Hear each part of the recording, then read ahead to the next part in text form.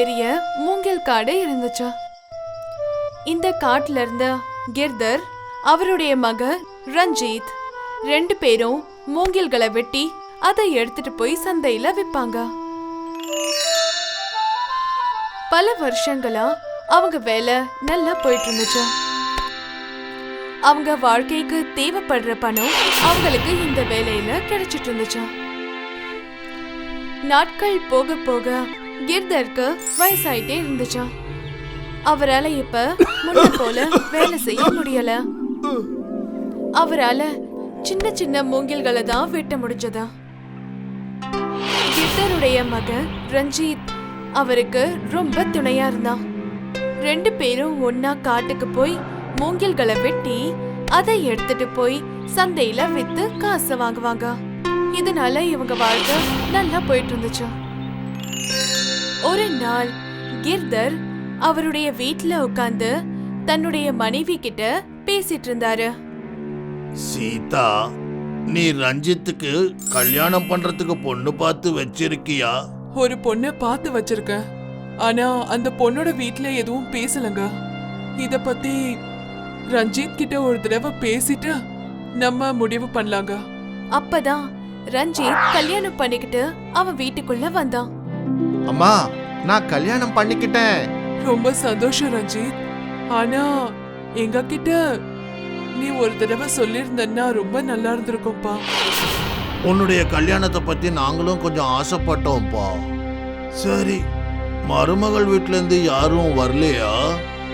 இல்லப்பா, இப்போ நாங்க தான் அங்க போறோம். என்னப்பா சொல்ற? நைனாவோட அப்பா பெரிய பணக்காரர். நான் நைனாவோட அங்க இருக்கிறதா ஒத்துக்கிட்டதுனாலதான் இந்த கல்யாணத்துக்கு அவரு ஒத்துக்கிட்டாரு. அப்படின்னா நீ வீட்டோட மாப்பிள்ளையா இருக்க போறியா? நீங்க என்ன நினைச்சுக்கிறீங்களோ நினைச்சுக்கோங்க. ஆனா நான் அங்கதான் இருக்க போறேன். இப்படி சொல்லிட்டு ரஞ்சித் வீட்டை விட்டு போயிடுறான். கிர்தர் சீதா 2 பேருமே கவலையில அழுதுட்டு இருந்தாங்க. தன்னோட மகன் விட்டுட்டு போனதை நினைச்ச கவலையில இருந்தாலும் அவங்க மனச தளர விடல. அடுத்த நாள் கிர்தர் தனியாவே மூங்கில் காட்டுக்கு போனாரு. அவரு சின்ன சின்ன மூங்கில வெட்ட ஆரம்பிச்சாரு. அதுக்கப்புறம் அத தனியாவே எடுத்துட்டு வந்து சந்தையில வித்தாரு.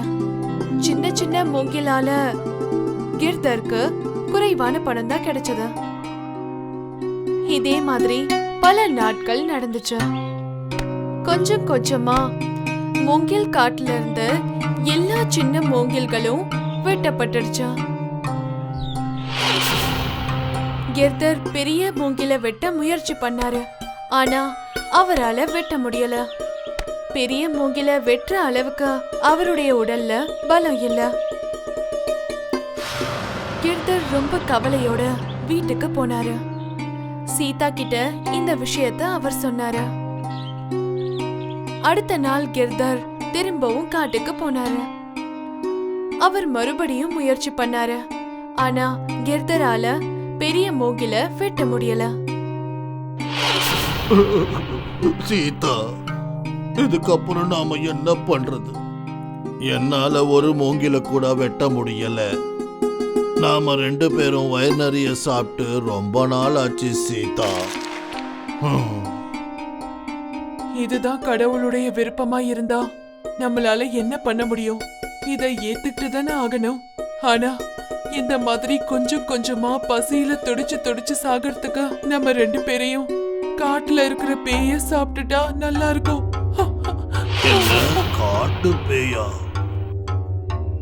அன்னைக்கு ராத்திரி சீதா நல்லா தூங்கிட்டு இருக்கும் போது கிர்தர் எழுந்திருச்சு காட்டு நோக்கி நடக்க ஆரம்பிச்சாரு. அவர் காட்டுக்கு போய் சத்தம் போட ஆரம்பிச்சாரு. காட்டு பேயே, நீ இருக்கிறது உண்மைன்னா வா, இப்பவே வந்து என்ன சாப்பிட்டுடு. நீ பைத்தியமாயிட்டேன்னு நினைக்கிறேன். என்னுடைய சாப்பாடாக நீ இங்கேயே வந்துட்டியா? நான் பைத்தியம் கிடையாது. என்னுடைய சூழ்நிலை அந்த மாதிரி ஆயிடுச்சு. அப்படி என்ன ஆயிடுச்சு உன்னுடைய வாழ்க்கையில? கிர்தர் அவருக்கு நடந்த விஷயத்த பேய்கிட்ட சொன்னாரு. ஓ, உன்னுடைய கதையை கேட்கும்போது ரொம்ப கஷ்டமா தான் இருக்கு. ஆனா இதுக்கப்புறமா நீ உன்னுடைய வாழ்க்கையில சந்தோஷமா தான் இருக்க போற. இதோ இது மாய அருவாள். நான் இத உனக்கு அன்பளிப்பா தரேன். நீ இத வச்சுக்கோ. இது ஒரு மாய அருவாள். இந்த அருவாளால நீ மூங்கில தொட்டா போதும், அது தானாவே விழுந்துரும். இப்படி சொல்லிட்டு அந்த பேய் அங்க இருந்து மறைஞ்சிருச்சான். அடுத்த நாள் கிர்தர் அந்த மாய அருவாளை எடுத்துக்கிட்டு மூங்கில் காட்டுக்கு போறாரு. கிர்தர் அந்த மாய அருவாளை எடுத்து பெரிய மூங்கில் மேல வச்சதும் அந்த மூங்கில் தானாவே வெட்டப்பட்டு கீழே விழுந்துருச்சா. இத பார்த்த கிர்தர் ரொம்ப சந்தோஷப்பட்டாரு. கிர்தர் வெட்டப்பட்ட மூங்கில் எல்லாம் எடுத்துட்டு வந்து சந்தையில வித்தாரு. இந்த தடவை அவருக்கு நல்ல பணம் கிடைச்சதா. மறுபடியும் வயசான கிர்தர் சீதாவுடைய வாழ்க்கையில சந்தோஷம் வந்துச்சா. இதுக்கான காரணம் அந்த பேய் கொடுத்த அன்பளிப்பு, அதாவது மாய அருவாள். ஹாய், நான் தான் ஷைனி.